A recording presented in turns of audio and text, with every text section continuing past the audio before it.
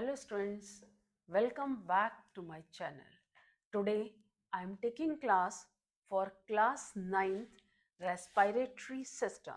That is, I am taking the book ICC Biology Candid for class 9. You can see it over here. Now from here I am taking your respiratory system, right? As you know already, in every living cell there are more than 1000 types of the chemical reactions are taking place, various chemical reaction. So to carry out this chemical reactions, तो जो chemical reactions हमारी body में होती हैं वो हैं physical activities हैं और अदर फंक्शंस हैं लिविंग ऑर्गेनिज्म। इन सब फंक्शंस के लिए एनर्जी कहाँ से आती है? From where do we get energy?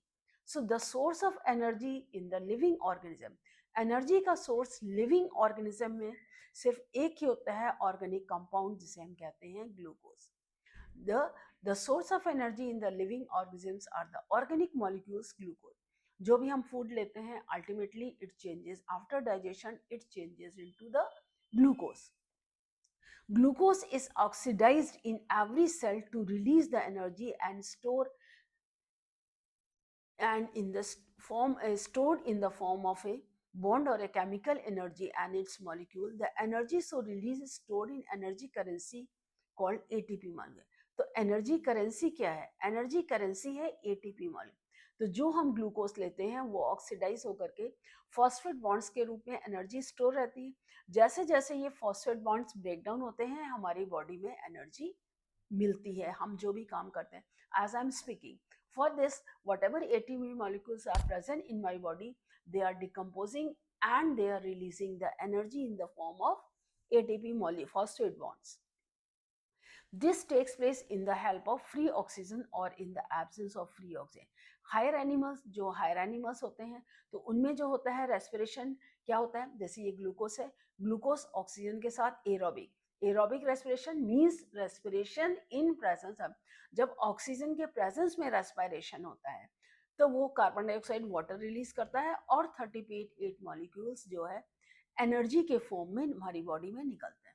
तो energy stored here in our body as an ATP, water is given out, important part of the body retain inside, whereas water जो हमारी ऑर्गेनिक एक्टिविटी, जो हमारी metabolic activities है उनमें use हो जाता है, और carbon dioxide we give out during the process of respiration being toxic beyond certain limit to be eliminated. मतलब कार्बन डाइऑक्साइड जो है ये टॉक्सिक यानी कि पॉइजनस सब्सटेंस है हमारी बॉडी के लिए, तो इसको हमारे बॉडी से निकलना जरूरी है। इससे निकलता है प्लस यूरिन के साथ भी निकलता है। The main purpose of aerobic respiration that continuous supply of oxygen by removal of carbon dioxide. Continue जब हम सांस लेते हैं तो हम ऑक्सीजन अंदर लेते हैं और कार्बन डाइऑक्साइड बाहर निकालते हैं, तो कंटिन्यूस हमारी बॉडी में ऑक्सीजन अंदर जाती है और ब्लड में, और कार्बन डाइऑक्साइड बाहर निकलती है। इसके लिए to diffuse out blood, respiratory organs हमारे बॉडी में होते हैं। तो different animals they have the different respiratory, और different animals they have different types of रेडिस, स्किन, गिल्स, लंग्स। अच्छा, लंग्स जो होते हैं टेरेस्ट्रियल एनिमल्स में होते हैं, गिल्स जो होते हैं वो किस में होते हैं? एक्वेटिक एनिमल्स में होते हैं, और स्किन, स्किन से एम्फीबियंस स्किन से भी होते हैं, या लोअर एनिमल्स अर्थॉम वगैरह हैं, इंसेक्ट्स वगैरह हैं, तो इनमें तो रेस्पिरेशन जो है स्किन से होता है, ट्रैकिया से होता है रेस्पिरेशन, और इसके स्पाइरिकल्स जो एक्सटर्नल ओपनिंग्स प्रेजेंट होती हैं उससे रेस्पिरेशन। तो जो रेस्पिरेटरी से ऑल द ऑर्गन्स, जो भी हमारे ऑर्गन्स हैं in the body that provide free oxygen and help in the removal of carbon dioxide, collectively they are consider. मतलब जो भी ऑर्गन्स हमारी बॉडी में जो फ्री ऑक्सीजन को अंदर करते हैं, कार्बन डाइऑक्साइड को बाहर निकालते हैं, तो उस पूरे सिस्टम को हम रेस्पिरेटरी सिस्टम कहते हैं। When respiratory organs are lungs, then it is called pulmonary. अगर lungs, जितने भी टेरेस्ट्रियल एनिमल्स हैं जो जमीन पर रहते हैं उन सभी में रेस्पिरेशन, जो टेरेस्ट्रियल एनिमल्स होते हैं अर्थ की सरफेस है उन सब में रेस्पिरेशन लंग से होता है, और लंग से होने वाले रेस्पिरेशन को हम पल्मोनरी रेस्पिरेशन कहते हैं।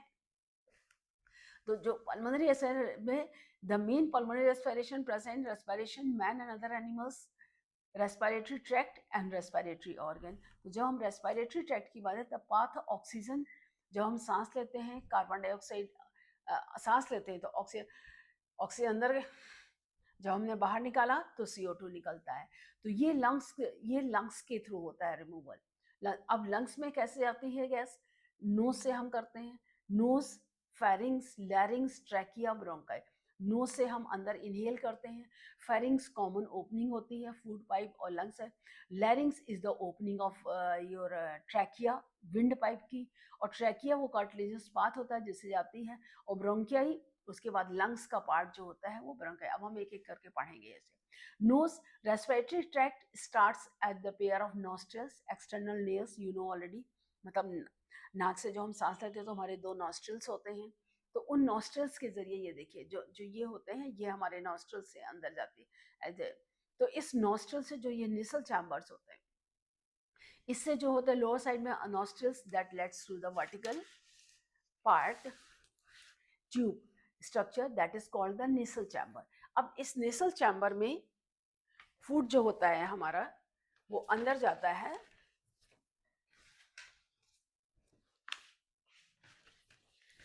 ये देखिए, ये तो ये जो हमारा नेसल चैम्बर है, ये हमारा नेसल चैम्बर, नेसल कैविटी है। तो इस नेसल चैम्बर से फूड हमारा अंदर गया and they were separated by the vertical partition called nasal septum. ये नेसल सेप्टम से सेपरेट होते हैं and each nasal chamber on the side opens into pharynx. अब इसमें देखिए ये कॉमन ओपनिंग ये फेरिंग्स है।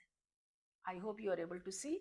This is through the nasal chambers, nasal cavity, the air comes here, and here this is the common opening of this esophagus tube. ये जो पतली जाती है और ये आती है, ये है हमारी ओपनिंग, इसको हम लैरिंग्स कहते हैं। ये है विंड पाइप और ये है एपिग्लोटिस। जब हम when we engulf the food only, जब हम खाना we are getting inside our food, engulf the food, तो जब हम उसमें फूड अंदर लेते हैं ना, एनगल्फ करते हैं, तो ये एपिग्लोटिस कोर्ड है जहाँ हम खाना अपने मुंह के अंदर जाता है, लेते हैं, जब चबाते हैं तब तो खुला रहता है। तो ये एपिग्लोटिस इस नेशल चैम्बर को बंद कर देता है जिससे कि खाना हमारे यहाँ, ये फूड चैम्बर, ये है ओपनिंग, ये एरो एरो दिखाया, ये हमारा एयर पैसेज। तो internal layers aperture nearest, so in the beginning of the nasal chamber present hair that acts as strainers, छन्नी का काम करते हैं। जब हम एक हैं तो उसके जो dust particle they filter the air and do not allow dust and other large particles to enter the respiratory. Alternative part to nose is the mouth also, but nose breathing is much better than mouth. क्योंकि nose से breathe करना क्यों अच्छा होता है बजाओ mouth से? क्योंकि इससे एयर फिल्टर हो जाती है। Filtration of air, dust particles और other large particles they are not allowed. जो डस्ट पार्टिकल्स होते हैं वो हमारे अंदर नहीं जाते हैं। और स्टरलाइजेशन हो जाता है, ट्रैपिंग बैक्टीरिया वगैरह पैथोजेंस जो होते हैं, pathogens causing disease causing organisms, they are known as pathogens. जो ऑर्गेनिज्म डिजीज कॉज करते हैं तो वो म्यूकस में ही इंटरैप्ट होते हैं और ये एयर को मॉइस्चन करता है, वार्म करता है। So nose is the olfactory epithelium which is the sense of smell. तो यहाँ पर इन सब चीजों से जो होती है एयर फिल्टर हो जाती है। अब इसके बाद जो हमारा नेक्स्ट पार्ट आता है फेरिंग। Pharynx, nose opens into the pharynx by a partial internal layer. Pharynx is divided into upper nasopharynx where open the internal layers, lower oropharynx. तो ओरोफेरिंग्स जो होती है दो ट्यूब, लेरिंग्स और आइसोफेगस। तो ग्लॉटिस एंड गलट रिस्पेक्टिवली। गलट यानी फूड पाइप होता है, ये देखिए, ये गलट है फूड पाइप, यहाँ पर ये गलट है फूड पाइप और ये लंग्स है। तो ये है आपका ओरोफेरिंग्स, ये है ओरोफेरिंग्स, ये है नेसोफेरिंग्स। मतलब फेरिंग्स और नेसो, मतलब यहाँ मुंह से जाता है या एयर से, तो ये नेसोफेरिंग्स, ये है ओरोफेरिंग्स। और ये है ग्लॉटिस ओपनिंग, ये है ग्लॉटिस और ये है आपका गलेट यानी फूड पाइप जाता है। तो epiglottis does not allow anything other than air to enter in the larynx.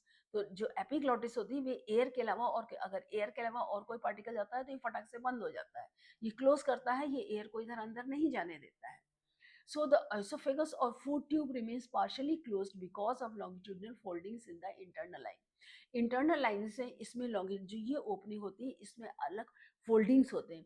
तो उस फोल्डिंग्स की वजह जैसे ये होते हैं, ये ट्यूब यू यू ऐसे यू करके होती है, ये होते हैं इस तरह से ओपनिंग होती है। ये किसकी है? ये ग्लॉटिस है। तो जो एयर फोल्डिंग्स ऐसे होते हैं ना तो वो उसको अंदर नहीं जाने देता। Pharynx is the common path for both the air as well as the food. अब इसके बाद जो लैरिंग्स होता है slightly swollen part of the trachea windpipe. Here क्या होता है, more compared women Adam's apple means always kept straight and wall is supported by cartilaginous. The larynx is present in the pair of vocal cord. तो जो ये skin की foldings होती हैं इन्हीं को ही हम वोकल कॉर्ड्स कहते हैं। जो स्किन की फोल्डिंग्स प्रेजेंट होती हैं वो इसी को वॉइस बॉक्स कहते हैं। ड्यूरिंग सोलोइंग फूड, जब हम सोलो करते हैं फूड तो larynx moves upward so that its opening glottis is closed by and food does not enter into the. तो ये जो होते हैं जब हम फूड सोलो करते हैं, सोलो करने होते हैं एनगल्फ द फूड। जब हम फूड सॉलो करते हैं तो ये एपिग्लॉटिस, ये जो एपिग्लॉटिस होती है ये एपिग्लॉटिस इस ओपनिंग को बंद कर देती है, ठीक है। Larynx and the internal lining of the pharynx contain cilia which acts as strainer. Larynx की जो होते हैं वो स्ट्रेनर होती है, they do not allow dust particles to enter into the lung. अब इसके बाद आता है ट्रैकिया। ट्रैकिया जो होता है ये पार्ट आप देखिए, ये देखिए ट्रैकिया है। तो इस ट्रैकिया में क्या होता है, ये काटे शी शेप्ड रिंग्स होते हैं ऐसे और ऐसे, इस तरह से ये सी शेप्ड रिंग्स होते हैं, इनकम्प्लीट रिंग्स। तो इससे जो है ट्रैकिया पार्ट जो है वो स्ट्रेटन होता है। The trachea extends through the neck, it enters thorax, divides primary bronchi. Walls of the trachea support C-shaped cartilaginous ring that keeps always distended. Distended यानी उसको सीधा रखते हैं, ऐसा straight. वो कोलैप्स नहीं करता है। इट इज लाइन इंटरसीलिएटेड epithelium that filters the air and passages. इसमें सीलिएटेड एपिथेलियम मतलब एपिथेलियम में सीलिया सेल्स होते हैं जिसकी वजह से जो है एयर फिल्टर होते रहती है। प्राइमरी ब्रोंकाई जो होते हैं ट्यूबुलर स्ट्रक्चर होते हैं, ये बाइफर्केशन करते हैं trachea. Right and left primary bronchi into the corresponding lung, they were supported by cartilage. तो ये जो लेफ्ट और राइट ब्रोंकाई जो होते हैं ये उसको सपोर्ट करते हैं। इसके बाद हमारा जो मेन रेस्पिरेटरी ऑर्गन होता है lung. Respiratory organs in man pair of lungs left and right, ये है आपका, ये है राइट, ये है लेफ्ट लंग।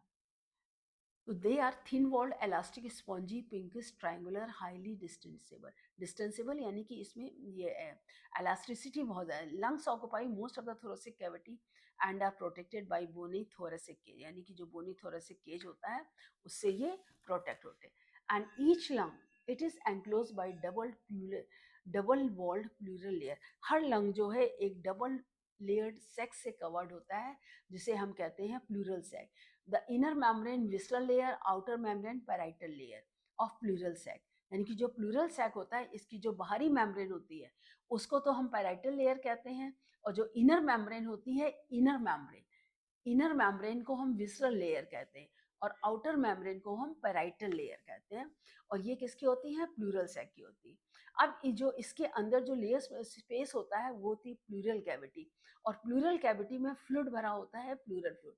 और प्लूरल फ्लूइड जो होता है प्लूरल सैक से सिक्रेट, इसका मेन फंक्शन क्या होता है, it protects the lungs from any kind of mechanical injury and shock. जैसे आप पढ़ते हैं ना, हार्ट में आपका पेरिकार्डियल मेम्ब्रेन होता है, ब्रेन में आपकी मेनिंजेस होती हैं, उसी तरह से लंग्स में जो होता है ये प्लूरल कैविटी होती है। It keeps the lungs moist for proper functioning. Each lung has a conical triangular structure. Upper pointed side, this is called the apex, and the lower side called the base. The left lung is slightly smaller than the right lung, and left lung is undifferentiated into two lobes, where right lung is divided into three lobes. The right lung is divided into three lobes with the help of furrows. Each lung bronchus, ये parts होते हैं, ये trachea है, ये primary bronchus है, फिर bronchus से ये 2 लोब्स में होते हैं, 2 में हुआ, यहाँ पर ये 3 लोब्स में, 3 पार्ट्स में डिवाइड होता है। ये राइट लंग, ये लेफ्ट लंग 2 में डिवाइड होता है, क्योंकि यहाँ इसके पीछे हार्ट के लिए इसको स्पेस देना होता है, तो इसलिए से यहाँ पर ये 2 ही लोब होते हैं। तो each primary bronchus after entering into the lungs divides middle to form a network of fine tubular. जैसे ये रंग आपने डिवाइड हुआ, अब इस डिवीजन से फर्दर डिवीजन होते हैं, और फर्दर डिवीजन में ये क्या होते हैं, एल्विलाई प्रेजेंट होते हैं। तो इसमें नेटवर्क ऑफ कैपिलरीज होती हैं, और इस कैपिलरीज के अंदर जो है एयर फील्ड होती है, और एयर के अंदर वाइटल सेक्स, जो एयर की बाहर कवरिंग होती है उसमें क्या होता है, ब्लड कैपिलरीज होती हैं जिससे कि ऑक्सीजन डिफ्यूज होकर अंदर जाती है और कार्बन डाइऑक्साइड बाहर। तो each the primary bronchus divides into the secondary bronchi and that give tertiary bronchi. जैसे root, primary root, secondary root, tertiary root. Primary इससे डिवाइड हुआ सेकेंडरी, सेकेंडरी से डिवाइड हुआ तो टर्शरी। तो tertiary bronchi divide into bronchioles. इससे tertiary जो होता है ये ब्रोंक्यूल्स में, ये देखिए, ये प्राइमरी, ये सेकेंडरी, अब टर्शरी, तो ये ब्रोंक्यूल्स में डिवाइड हुए, branching of bronchioles which give alveolar ducts and that over in the blind sex called alveoli. तो यहाँ पर जो है एल्वुलाई ओपन होते हैं। तो जब एल्वुलाई ओपन होंगे, आप इसमें देखिए, ये ब्राउन सेक्स है, अब इसमें हम आपको दिखाते हैं, ये सेक्स हैं, ये ब्रोंकाई प्राइमरी, ये हुआ सेकेंडरी, अब सेकेंडरी से ब्रांच हुए टर्शरी। तो जब ये टर्शरी ब्रांचे को देखेंगे तो आप देखेंगे इस तरह से एल्वुलाई, ये अंदर पूरा ये जो ये देखिए हॉलो एयर सेक्स है। इस हेयर सेक्स की जो आउटर वॉल होती है ये कवर्ड होती है ब्लड कैपिलरीज से। तो इस ब्लड कैपिलरीज में क्या होगा, इस ब्लड कैपिलरीज में जो ये ब्लड कैपिलरीज जो इसके अंदर रन करती है, तो इसके अंदर ऑक्सीजन अंदर जाती है और कार्बन डाइऑक्साइड यहाँ से बाहर निकलती है। तो ये एक्सचेंज ऑफ गैसेस होता है। अब फिजियोलॉजी कहते हैं, देखिए pulmonary artery that carries deoxygenated blood into the lungs dividing form network of capillaries each alveolar. So exchange of gases takes place between the alveoli and the blood, and the oxygen is returned to the left auricle by the pulmonary left auricle by the pulmonary. ये आपने बताया कि left auricle में, तो यहाँ से exchange of gases आता है, यहाँ से डीऑक्सीजनेटेड ब्लड आया हुआ, तो ऑक्सीजन कार्बन डाइऑक्साइड बाहर निकल गई, ऑक्सीजन अंदर ली। तब ये जो है, अब ये किस में बाइफरकेट होते हैं, ये आपके इसकी जो लेयर होती है, जैसे ये एल्विलाई है तो इसकी जो ये लेयर है, इस लेयर में ये ब्लड कैपिलरीज होती है। तो इस लेयर की जो ब्लड कैपिलरी है इसमें एक्सचेंज ऑफ गैसेस हुआ, ऑक्सीजन इसके अंदर गई, कार्बन डाइऑक्साइड से बाहर निकली, तो बहुत सारी, तो फिर यहाँ से ऑक्सीजनेटेड ब्लड हुआ। तो ये ऑक्सीजनेटेड ब्लड जो होता है वापस किस में जाता है, लेफ्ट वेंट्रिकल। तो same is mentioned here, oxygenated blood is return to the left auricle by the pulmonary. अब physiology, process of respiration is a complex continuous process. It is complete breathing, external respiration, internal or tissue respiration, cellular. अब breathing में क्या, movement of fresh air from outside into the lungs through respiratory tract, and foul air means deoxygenated blood in the opposite direction, that is called, मतलब हम सांस अंदर लेते हैं और सांस बाहर निकलते हैं। तो process of breathing in and out mechanical process है। तो human being breathes about 2000 times a day, inhaling 35 pound LV pounds of air, it mixes times amount of lead, तो 12 to 14 times per minute at rest। और जब हम कोई physical activity करते हैं तो ब्रीदिंग रेट जो है वो हमारा बढ़ जाता है। तो due to the poor muscular action, मतलब अगर जब नहीं प्रॉपर ब्रीदिंग होती, expand or contract of their own. Breathing is brought about changing the volume of thoracic activity where lungs are present. मतलब ब्रीदिंग जो है थोड़ी सी, जैसे हम सांस ऊपर लेते हैं बाहर निकालते हैं, ऊपर लेते हैं तो जितने ही ज्यादा हम इसको जो कहते हैं ना प्राणायाम करते हैं, तो प्राणायाम में हम अंदर लेते हैं इनहेल एक्सेल, इनहेल एक्सेल। तो ये inhale inspiration, exhale expiration, inspiration exhale. तो इंस्पायरेशन में क्या होता है, movement of fresh air into the lungs, that is called movement of fresh air into the lungs is called inspiration. During inspiration thoracic cavity increased by the movement of the sternum, ribs and diaphragm, and sternum and ribs moves upwards and forward and outward by constriction external intercostal muscles. So upward arched dome shaped diaphragm becomes straight. So these activities, sternum, ribs, diaphragm, enlarge thoracic cavity round, increases the volume of thoracic cavity. So relaxation of abdominal muscle, expansion of thoracic cavity results in expansion of, जब हम expand करते हैं तो उससे lungs expand होते हैं, तो जब लंग्स एक्सपैंड होते हैं तो उसका वॉल्यूम बढ़ता है, जब वॉल्यूम बढ़ेगा तो हम बाहर की एयर जो है हमारी बॉडी में अंदर आती है। लंग्स प्रेशर इनसाइड, तो ये देखिए ये एक्सपेल्ड एयर है, जब हम इसको ऊपर करेंगे, हमने नीचे किया तो क्या हुआ, एयर अंदर आई, प्लूरल फ्लूइड जो ये एक्टिविटी है, ribs raised, sternum raised, diaphragm lowered, ये, तो जब ये डायफ्राम लोअर्ड, ये लोअर्ड, वॉल्यूम बढ़ा तो बाहर से गैस आई। उसके बाद जब हम इसको रेस किया, वॉल्यूम कम हुआ, प्रेशर नीचे ज्यादा लगा तो एयर बाहर निकली। Pressure of the air inside the lungs decreases as compared to the atmospheric pressure. Then the fresh atmospheric air, which is at high pressure, rushes into the lungs, so the respiratory tract equalizes the pressure. Exchange of oxygen and carbon dioxide takes place between the alveoli and the blood. Now the lungs will be full of foul air. जो हमने यहाँ लिया, अंदर गई, जब अंदर सांस ली volume बढ़ा, तो एल्विलाई में जो हमारी एयर ज्यादा गई, एक्सचेंज ऑफ गैसेस हुआ, जब गैसेस हो गया, कार्बन डाइऑक्साइड ज्यादा भर गई उसमें, तब हम सांस बाहर निकालते हैं। जब बाहर निकालते हैं तो प्रेशर ऊपर पड़ता है, ऊपर पड़ के तो कार्बन डाइऑक्साइड हमारे यहाँ से बाहर। तो जब एक्सेलेशन करते हैं, एक्सपायरेशन होता है, तो उसमें क्या movement of foul air from the lungs to outside. जो हमारे फाउल एयर यानी कि डीऑक्सीजनेटेड कार्बन डाइऑक्साइड कंटेंट, मतलब वो एयर जिसमें कार्बन डाइऑक्साइड का कंसंट्रेशन ज्यादा होता है, उसको हम बाहर निकालते हैं।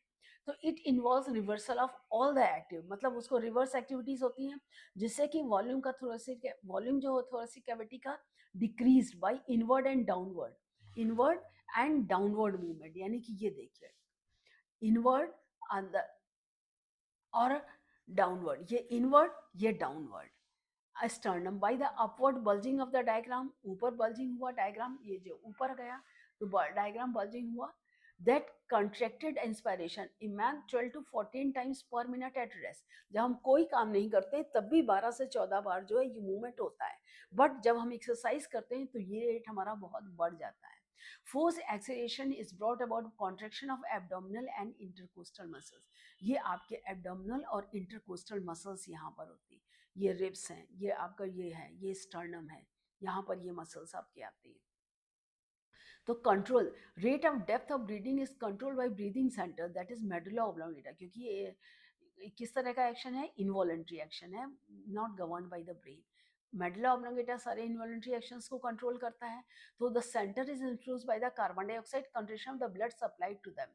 जैसे ही कार्बन डाइऑक्साइड का कंसंट्रेशन बढ़ता है, we expel out the air, मतलब हम गैस जो होती है, एयर होती है, उसको हम बाहर निकालते हैं। Increase the rate of breathing by holding the breath forcibly. हम इसको जब जब हम इस तरह से बाहर कॉजेस इन कंसंट्रेशन, जैसे हम करते हैं, process of breathing and soling of food can not be together. जब हम ब्रीथ करते हैं, जब सोलो करते हैं, तो ब्रीदिंग हमारी रुकी होती है। तो minimum when the person is sleeping. Painful breathing it is called dyspnoea. Cessation of breathing apnoea. Normal comfortable breathing eupnoea. ये टेक्निकल टर्म्स हैं, साइंटिफिक टर्म्स, मेडिकल टर्म्स इनको होते हैं। अच्छा, external respiration, exchange of carbon dioxide, oxygen and carbon dioxide inhaled air and blood through the surface of the respiratory organ, that is external respiration. Exchange of gases takes place partial pressure. देखिए, exchange of gases हमेशा diffusion से ही होता है, वो चाहे body surface में हो चाहे लंग के एल्वेलाई में हो, वो हमेशा इनहेल्ड एयर। ये देखिए, जो इनहेल्ड एयर ये आपका एल्वेलाई है, ये आपका वॉल कैपिलरीज, एल्वेलस की वॉल है। तो इसमें ऑक्सीजन अंदर जाएगी, कार्बन डाइऑक्साइड बाहर निकलेगी। तो जब कार्बन डाइऑक्साइड का कंसंट्रेशन बढ़ जाएगा तो हमें एयर को हम डिफ्यूजन इन द ब्लड, तो एल्वेलाई को लंग से हम बाहर निकालते हैं। Opposite exchange of gases always takes place in the solution form, so that is why surface और रेस्पिरेटर ऑलवेज केप्ट मॉइस्ट, तो इनको हमेशा मॉइस्चर चाहिए होता। Transportation of oxygen that diffuses in the blood, lungs is supported to different.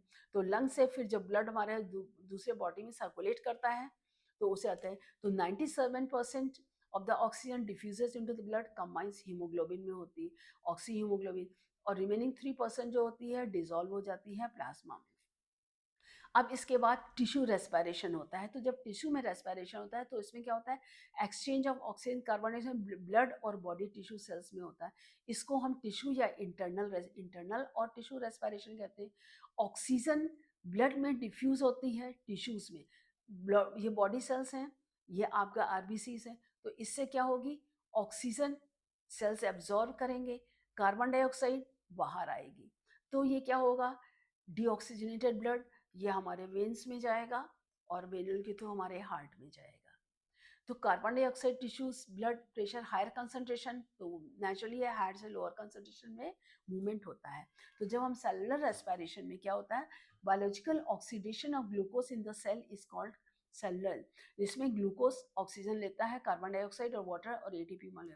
तो oxidation of glucose is the process complete the chemical reactions, कई होते हैं जिसमें कि एंजाइम्स कैटेलाइज होते हैं, स्टार्ट होते हैं। और ये ऑक्सीजन सेल में आप जानते हैं माइटोकॉन्ड्रिया में होता है।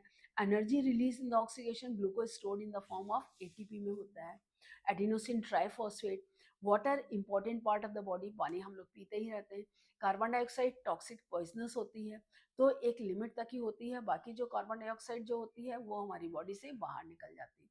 अच्छा, ट्रांसपोर्टेशन, कार्बन डाइऑक्साइड जो हमारी बॉडी में सेलुलर रेस्पिरेशन से होती है, या तो वो लंग से बाहर जाती है, 7% कार्बन है combined with water of the plasma, carbonic acid, तो वो यूरिन के थ्रू बाहर निकलती है कार्बोनिक एसिड। और 23% ऑक्सीजन जो है वो आपके कार्बन हीमोग्लोबिन से कंप्लाइंट होकर के उसको मिला। और 70% जो होती है पोटेशियम और सोडियम कार्बोनेट्स होते हैं, इससे कंबाइन एज ए बाइकार्बोनेट्स, वो यूरिन के साथ फिल्टर होती है। सो ये अनस्टेबल कंपाउंड होते हैं, they reach in to the lung, जैसे carbamino haemoglobin, oxy haemoglobin form करते हैं, जैसे वहाँ पर हमारे ये बॉडी पार्ट्स टिश्यू में पहुँचता है, ऑक्सीजन रिलीज होती है, फिर वही सी हीमोग्लोबिन से कार्बन डाइऑक्साइड कार्बिनो हीमोग्लोबिन बनाकर कार्बोमिनो हीमोग्लोबिन बना करके वापस लंग्स में ट्रांसलेट करती। जैसे ब्रीदिंग और ऐसे ब्रीदिंग प्राइमरली स्टेप होता है, रेस्पिरेशन बायोकेमिकल, इसमें केमिकल, इसमें क्रैब साइकिल, ग्लाइकोलिसिस होती है और क्रैब साइकिल। ग्लाइकोलिसिस में एक ग्लूकोज मॉलिक्यूल पायरुविक एसिड में चेंज होता है, फिर उसके बाद further various step of Krebs cycle में आपके कार्बन डाइऑक्साइड निकलती है और एटीपी मॉलिक्यूल्स फॉर्म होते हैं। Here it does not release energy, it releases energy. It is extracellular, it is intracellular. Here enzymes are not involved, enzymes are involved. It varies in different animals. ये mechanism similar होता है. Confined to the certain organ, it occupies to the all cells of them. तो permanently जो the recording changes volume जो air होती है, air का lungs, वो सब है स्पायरोमीटर और इंस्ट्रूमेंट, जिसको स्पायरोमीटर या रेस्पायरोमीटर से, तो कैपेसिटीज, लंग की कैपेसिटीज कितनी होती है रेस्पिरेटरी वॉल्यूम, जिसको कि हम इसको स्टेट कर सकें। तो इसमें रेस्पिरेटरी वॉल्यूम जो आता है, जैसे टाइडल वॉल्यूम है, air breathe in and out in normal, जब हम नॉर्मल पोजीशन में अनफोर्स में जो इतना हम वॉल्यूम है वो हम सिर्फ 500 वॉल, जब हम रेस्टिंग पोजीशन में होते हैं तो 500 ml ही ऑक्सीजन मतलब एयर जो है हम अंदर ले पाते हैं। तो डेड एयर स्पेस मतलब जो स्पेसेस जो ऑलरेडी ट्रैकिया में रहती है, अगर एयर नहीं होगी तो वो कोलैप्स कर जाएंगे हमारे वन के। तो जब नो डिफ्यूजन होगा तो 150 ml तो रहेगी रही। जो एल्वेलर तो स्पेस में टाइडल वॉल्यूम तो एयर सेक्स में, तो वन स्पेस हमारी स्पेस में रही 500 में, तो 350 ml 350 ml ही हमारे गई। तो इंस्पायरेटरी रिजर्व वॉल्यूम जो होता है that can be drawn forcibly, जो हम इसको फोर्स के साथ टाइडल लेते हैं तो वो हमारा 3000 ml पे। और इंस्पायर जो वॉल्यूम जो कैपेसिटी टोटल इंस्पायरन होते हैं वो 3500 ml तक कर सकते हैं। और जो एक्सपायर करेंगे air that can be forcibly expelled out normal expiration से, तो वो हम सप्लीमेंटेड 1000 ml ज़्यादा कर सकते हैं जो रिजर्व वॉल्यूम। और जो वाइटल कैपेसिटी मतलब air that can be taken in and expelled out, जो हम अंदर ले सकते हैं और बाहर निकाल सकते हैं। तो जो मैक्सिमम एयर हम अंदर ले सकते हैं और बाहर निकाल सकते हैं उसका वॉल्यूम जो है वो वाइटल कैपेसिटी कहलाता है, उसका वॉल्यूम 4500 ml होता है। और जो रेसिडियल वॉल्यूम होता है air always left in the lung, 1500 ml volume जो होता है ये हमारे लंग्स में हमेशा रहता है। तो जो 1500 ml इसमें रहा तो 450 ml है जो कि हम एक्सचेंज करते हैं, लेकिन ये वॉल्यूम चेंज होता रहता है। तो maximum air at a time can be held into lungs वो 6000 ml ही होता है। तो जो एल्विलर एयर है हमारा 350 है, डेड स्पेस एयर 150 है। जो इंस्पायरेशन कैपेसिटी जो हमारी इंस्पायरेशन कैविटी होती है, इंस्पायरेशन रिजर्व वॉल्यूम जो होता है ये 3000 और 500 वही करता है। एक्सपायरेटरी रिजर्व वॉल्यूम 1000 ml होता है। रेसिडुअल वॉल्यूम 1500 ml जो कि हमेशा हमारे इतनी एयर लंग्स में रहती है, नहीं तो वो कोलैप्स कर देंगे। और टोटल लंग कैपेसिटी 600 ml, जो 4500 ml है ये हम एक्सचेंज कर 3500 इसको जो 1000 ml होते हैं इसको हम फोर्सिबली बाहर निकाल सकते हैं, नॉर्मली बाहर नहीं। जब इनहेलेशन एक्शन जब हम प्राणायाम करते हैं तो कंपोजिशन जो एनवायरमेंट जो main composition with every inspiration 150 ml fresh air remains in the dead space of respiratory which is mix with the air exhaled next exhale. तो जब हम एक्सेल करते हैं तो वो उसके साथ मिक्सअप हो जाती है। तो उसी तरह से जो expiration air 150 ml foul air जो हमारे डेड स्पेस में रहती है, तो जो हम इंस्पायर अगर दूसरी एयर इंस्पायर करते हैं तो वो उसके साथ फिर मिल करके फिर उसकी जो अंदर की जो फाउल एयर है जो गंदी मतलब कार्बन डाइऑक्साइड एयर जो होते हैं वो बाहर निकलती। तो इसलिए जो कंपोजिशन जो डेड इंस्पायर्ड और एक्सपायर्ड करते हैं तो उसमें वो एक्सचेंज हुआ करती है।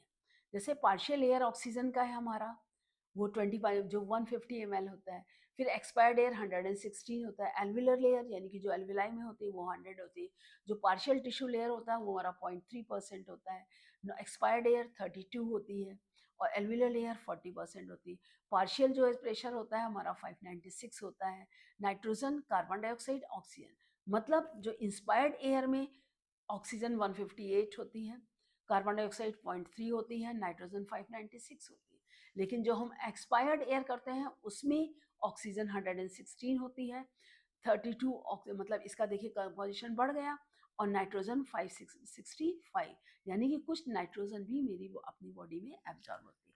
अब इसके इफेक्ट्स क्या होते हैं?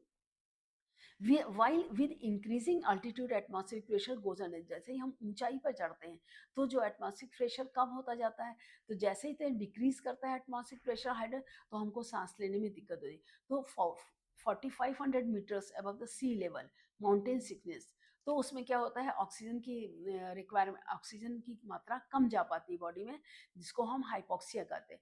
Means headache, dizziness, nausea, vomiting, ये करेक्टर्स हैं जो कि ऑक्सीजन कम होने पर हमारी बॉडी में दिखाई देते हैं। ब्लू स्टिंग स्किन, तो such condition in which availability of oxygen in the body is less and the requirement it is called है, जब हमारी बॉडी के रिक्वायरमेंट के हिसाब से ऑक्सीजन कम हम बॉडी में ले पाते हैं जो होता है। और सफोकेशन, वो कंडीशन, एस्फिक्सिया वो सफोक होती है जब ऑक्सीजन बॉडी में एकम्पनीड इंक्रीज कंसेप्ट, मतलब हमारी बॉडी के सेल्स को ऑक्सीजन को एब्जॉर्ब करने की क्षमता कम हो जाती है और हम वो बॉडी हमारी एब्जॉर्ब नहीं कर पाती है। सफोकेशन, जैसे कार्बन डाइऑक्साइड को ये स्टेबल कंपाउंड बना देती है, तब उस वक्त जो हमारी बॉडी को पूरी ऑक्सीजन नहीं मिल पाती है। तो एस्फिक्सिया इट में पैरालाइज एस्फिक्सिया, जो ये कंडीशन है ये ज़्यादा खतरनाक है। और यहाँ तो ये है कि अगर हम ऑक्सीजन और हमारी बॉडी ले सकती है, अवेलेबिलिटी नहीं है, तो हम ऑक्सीजन सिलेंडर लेके, जो माउंटेनियर्स होते हैं वो ऑक्सीजन सिलेंडर लेके जाते हैं, उससे उनकी ऑक्सीजन डिमांड पूरी है। Now I hope everything is clear. Any doubt anywhere, you can ask me in the comment section. Again, we will meet in the next video with more important information. Thank you.